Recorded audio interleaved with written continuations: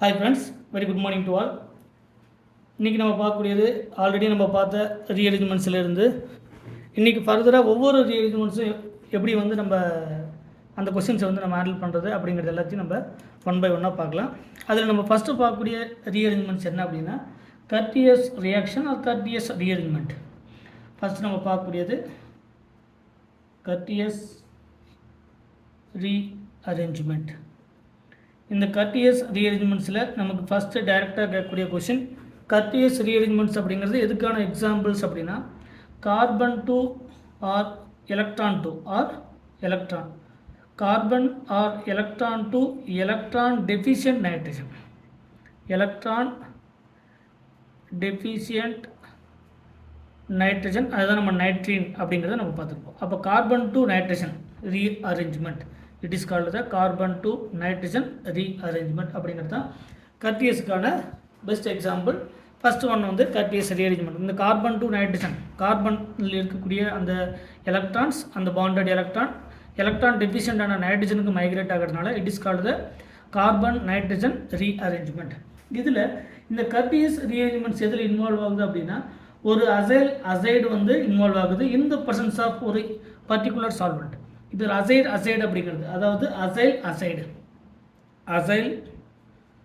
Acyl இந்த அசைட்லேருந்து particular solvent, அதுவும் நம்ம போலார் ஏப்ரோட்டிக் சால்வெண்ட் மாதிரி இருக்கக்கூடிய பென்சீன், அதாவது carbon tetrachloride, chloroform CH Cl3 or carbon tetrachloride CCl4, இந்த மாதிரியான ரீஅரேஞ்ச்மெண்ட் சால்வெண்ட்டில் இந்த ப்ரெசன்ஸ் ஆஃப் இன்னர்ட் சால்வெண்ட்டில் நமக்கு ஃபார்ம் ஆகக்கூடியது ஐசோசைனேட். இந்த ப்ரெசன்ஸ் ஆஃப் தெர்மல் கண்டிஷனில் ஐசோசைனேட் நமக்கு ஃபார்ம் ஆகுது. ப்ளஸ் அதிலிருந்து நமக்கு நைட்ரஜன் கேஸ் பெஸ்ட் லிவிங் குரூப்பான N2 வெளியே போயிட்டு நமக்கு ஃபார்ம் ஆகக்கூடிய இந்த ரியாக்ஷன் தான் இந்த கர்டியஸ் ரீஅரேஞ்ச்மெண்ட். இந்த கர்டியஸ் ரீஅரேஞ்ச்மெண்ட்ஸில் இந்த அசைட்லேருந்து ஒரு ஐசோசைனேட் எப்படி ஃபார்ம் ஆகுது, இந்த ஐசோசைனேட்டில் இருந்து நமக்கு ஒரு ப்ராடக்டை எப்படி ஃபார்ம் பண்ணலாம், ஒரு ஹைட்ராலிசிஸ் பண்ணும்போது, இல்லைனா ஆல்கஹால் கண்டிஷன்ஸில், இல்லைனா ஒரு அசிடிக் ஆசிட் கண்டிஷன்ஸில், இல்லைனா அமைடு கண்டிஷன்ஸில், இந்த மாதிரியான கேட்டகரியில் நமக்கு என்ன டைப்பான ப்ராடக்ட் எல்லாமே கிடைக்கும் அப்படிங்கிறத நம்ம ஒன் பை ஒன்னாக பார்க்கலாம். ஸோ அசைடில் இருந்து ஃபஸ்ட்டு நம்ம பார்க்க வேண்டியது இதுக்கான மெக்கானிசம்.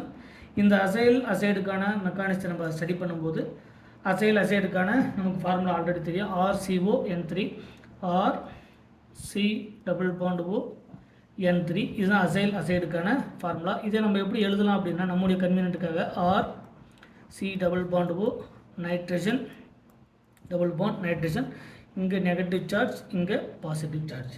ஸோ கொடுத்துருக்கக்கூடிய ஆல்ரெடி இந்த நைட்ரஜன் மேலே லோன் பேர் ஆஃப் எலக்ட்ரான்ஸ் இருக்கும், நைட்ரஜனுடைய வேக்கண்ட். அதே மாதிரி இந்த நெகட்டிவ் சார்ஜ் இதுக்கு மேலே நமக்கு loan pair of electron, already நைட்ரஜனுக்கு மேலே lone pair of electrons present ஆகும். இந்த எலக்ட்ரான்ஸை நம்ம மென்ஷன் பண்ண வேண்டிய அவசியம் இல்லை. ஸோ இந்த நெகட்டிவ் சார்ஜ் இங்கே இன்வால்வ் ஆகும். இந்த பாண்ட் இந்த நைட்ரஜனுக்கு மேலே ஃபர்தராக அதனுடைய ரெசனேட்டிங் ஸ்ட்ரக்சர் மூலிமா நமக்கு ஃபார்ம் ஆகக்கூடியது R C double bond O, இங்கே Nக்கு மேலே ஒரு நெகட்டிவ் சார்ஜ், ஆல்ரெடி டபுள் பாண்டாக இருந்து சிங்கிள் பாண்டாக மாறும் N triple bond N. So இங்கே நமக்கு ஆல்ரெடி நெகட்டிவ் சார்ஜ் இங்கே ஃபார்ம் ஆகிருக்கு, இங்கே லோன் பேர் ப்ரெசென்ட்டாக இருக்கும், இங்கே பாசிட்டிவ் சார்ஜ். இப்போ ஆல்ரெடி இதுக்கு மேலே ஒரு lone pair of electron. So இதுதான் carbon to nitrogen migrate, it is called the electron deficient nitrogen. இந்த நைட்ரஜன் சிமிலர் டு N2 வெளியே போயிடும், N2 is the best leaving group. N2 வெளியே போயிடுச்சுன்னா நமக்கு ஃபார்ம் ஆகக்கூடியது R C double bond O N, இங்கே minus, இங்கே lone pair of electron. This is the electron deficient nitrogen, electron deficient nitrogen, it is called the nitrene, similar to the nitrogen, it is called the nitrene, similar to the nitrene. So இந்த carbon to nitrogen migration நடக்கும்போது நமக்கு form ஆகக்கூடியது R N, இந்த bond ஃபர்தராக இங்கே migrate ஆகும், double bond C double bond O, ஒரு isocyanate நமக்கு ஃபார்ம் ஆகும், it is called the isocyanate. இதிலிருந்து ஒரு அசைட்லேருந்து நமக்கு ஒரு ஐசோசைனேட் ஃபார்ம் ஆகும். இந்த ஐசோசைனேட்டில் இருந்து நமக்கு ஃபர்தராக என்னென்னலாம் பண்ண முடியும் அப்படின்னு பார்த்தீங்கன்னா இந்த ஐசோசைனேட்டை நம்ம ஹைட்ராலிசிஸ் பண்ணலாம்.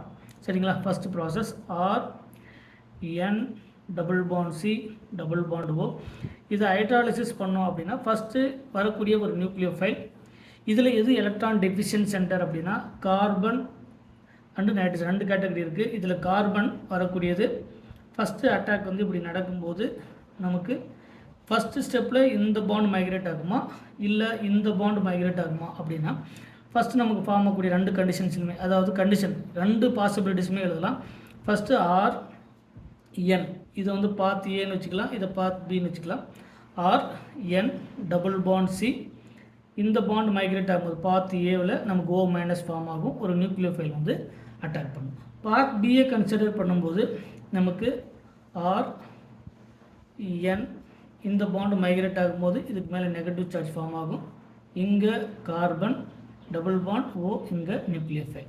அப்போ ரெண்டுல ஒரு இந்த நைட்ரஜனை கம்பேர் பண்ணும்போது ஆக்சிஜன் மோர் எலக்ட்ரோநெகட்டிவிட்டி பார்க்கும்போது oxygen more electronegative compare to the nitrogen. So electronegativity அதிகமாக இருக்கக்கூடிய எலமெண்ட்டுக்கு மேலே நெகட்டிவ் சார்ஜஸ் இருந்தால் மோர் ஸ்டெபிளைஸ்டு த ஆனியான். ஸோ இது மோர் ஸ்டெபிளைஸ்டு ஆனியான், இது லெஸ் ஸ்டெபிளைஸ்டு ஆனியான். கம்பேர் ரெண்டுமே என்ன பண்ணுறாங்க, நம்ம கம்பேர் பண்ணுறாங்க.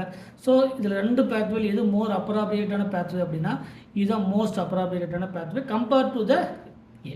ஸோ ஏவா பியான்னு பார்க்கும்போது ஏ இஸ் த மோர். அப்போ வரக்கூடிய இன்கமிங் நியூக்ளியோஃபைல் இந்த ஐசோசைனேட்டில் இருக்கக்கூடிய கார்பன் அட்டாக் பண்ணும்போது இந்த கார்பன் இந்த மாதிரியான கண்டிஷன்ஸ்க்கு மாறும். ஃபர்தராக அடுத்த ஸ்டெப்பில் இதிலிருந்து ஃபார்ம் ஆகக்கூடியது திரும்பவும் நமக்கு ரெசனன்ஸில் பார்ட்டிசிபேட் பண்ணி ஒரு விதமான காம்பவுண்ட் வந்து கிடைக்கும். இதை ஃபர்தராக நம்ம வாட்டர் ஹைட்ராலிசிஸ் பண்ண மூலிமா அதை ஹைட்ராலிசிஸ் இன்வால்வ் பண்ணலாம். அதே மாதிரி இதில் அசிடிக் ஆசிட் இன்வால்வ் பண்ணலாம். அதே மாதிரி அமீனை வந்து இன்வால்வ் பண்ணலாம். இந்த மாதிரி இன்வால்வ் பண்ணும்போது என்ன டைப்பான ப்ராடக்ட் கிடைக்குது நமக்கு பிஜிடிஆர்பியில் இல்லைனா பாலிடெக்னிக் டிஆர்பியில் கேட்கக்கூடிய கொஷின்ஸ் என்னென்னா, ஒரு ஐசோசைனேட்டை வந்து ஹைட்ராலிசிஸ் பண்ணும்போது நமக்கு என்ன கிடைக்கும், ஒரு ஐசோசைனேட்டை வந்து ஒரு பிரைமரி அமீன் போடும்போது என்ன கிடைக்கும், ஒரு ஐசோசைனேட்டில் ஒரு அசிடிக் ஆசிட் ஆட் பண்ணும்போது என்ன கிடைக்கும், இல்லை அதனுடைய டெரிவேட்டிவ்ஸ் ஆட் பண்ணும் அமீனுடைய டெரிவேட்டிவ்ஸ் ஆட் பண்ணும்போது என்ன கிடைக்கும். இந்த மாதிரியான கொஷின்ஸை நமக்கு பிஜிடிஆர்பியில் கேட்குறாங்க. ஸோ இந்த கர்டீஸ் ரீஅரேஞ்ச்மெண்ட்ஸில் நம்ம 1 by 1 வரக்கூடிய ஒவ்வொரு எக்ஸாம்பிள்ஸையும் நம்ம டீட்டெயில்டாக பார்க்கலாம். மறக்காமல் நம்ம சேனலுக்கு சப்ஸ்கிரைப் பண்ணுங்கள். ஏதாவது டவுட்னா அதை கமெண்ட் செக்ஷனில் கமெண்ட் பண்ணுங்கள். Thank you once again.